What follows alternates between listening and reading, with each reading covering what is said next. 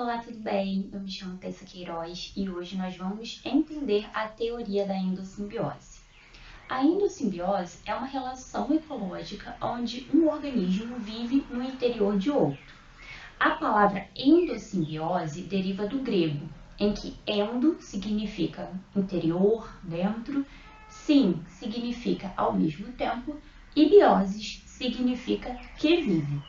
Então, a gente entende que endossimbiose significa viver no interior de outro ao mesmo tempo.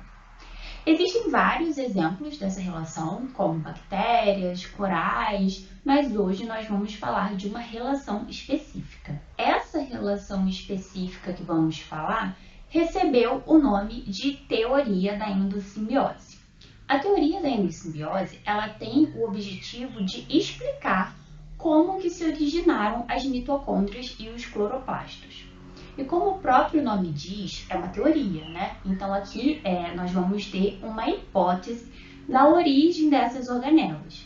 Então, para começar, é importante lembrar que há milhões de anos atrás só existiam organismos unicelulares que viviam nos oceanos. Os organismos unicelulares são aqueles que são formados por apenas uma célula. Então, tanto as mitocôndrias quanto os cloroplastos eram seres unicelulares de vida livre. As mitocôndrias eram procariontes de vida livre, como eu falei, que não conseguiam produzir o seu próprio alimento. Então, eram chamadas de seres procariontes heterotróficos aeróbios. E por que aeróbios? Porque eram organismos que precisavam de oxigênio para produzir energia. Enquanto isso, os cloroplastos, eles eram capazes de produzir o seu próprio alimento. E eles conseguiam fazer isso através da fotossíntese. Dessa forma, os cloroplastos ancestrais, ou seja, antes de se tornarem propriamente um cloroplasto, uma organela, eram chamados de organismos procariontes autotróficos. Essa palavra autotrófico quer dizer que são capazes de produzir o seu próprio alimento. Mas tá bom, já sabemos que antigamente essas organelas eram seres de vida livre. Mas a partir de que momento eles se tornaram as organelas no interior de uma célula? Isso aconteceu através de ingestão ou parasitismo, ou seja, esses seres de vida livre, eles entraram na célula, através de um parasitismo, invadindo a célula, ou a própria célula que ingeriu esses seres. O que acontece é que esses organismos, que agora estão dentro da célula, não foram digeridos. E com o passar do tempo, foi sendo gerada uma relação mutuamente benéfica, tanto para os seres procariontes, quanto para a célula que os abrigava. E vale lembrar que nesse momento ainda não existiam células eucarióticas, tá? Essa célula maior que englobou a mitocôndria ancestral e o cloroplasto ancestral, ela foi se desenvolvendo e com o passar do tempo que ela se tornou uma célula eucariótica.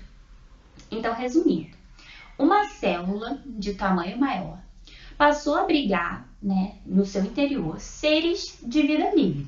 Esses seres eram procariontes que não foram digeridos. E com isso foi se desenvolvendo uma relação endossimbiótica dos seres com a célula. E aí, com o passar do tempo, essa célula maior, que no início também era procarionte, foi se desenvolvendo, foi sofrendo invaginações da membrana plasmática e depois disso ela se transformou então em uma célula eucariótica.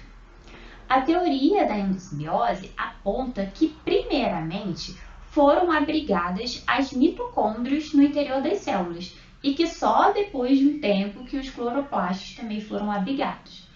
Porém, foi somente uma parte dessas células que englobaram também os organismos procariontes fotossintetizantes. Então, o grupo de células que englobou somente as mitocôndrias originou as células animais. Enquanto as células que englobaram as mitocôndrias e mais tarde englobaram os seres fotossintetizantes, que no caso eram os cloroplastos, deram origem às células das plantas e das algas.